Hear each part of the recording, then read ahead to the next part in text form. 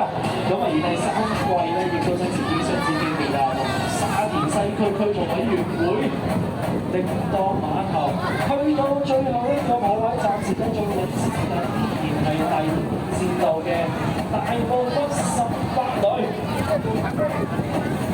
好啦，校嘅紅色戰衣，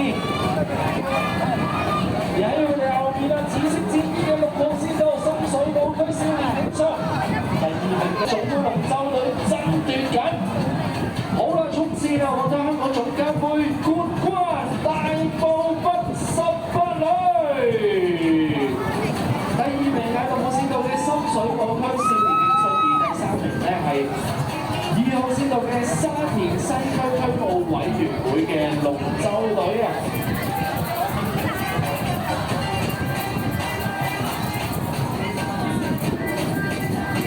！Good job！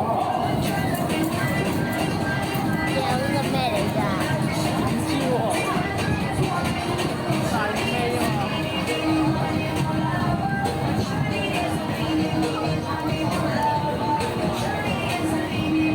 完成咗嘅係香港童軍世界中龍舟邀請賽香港總監杯嘅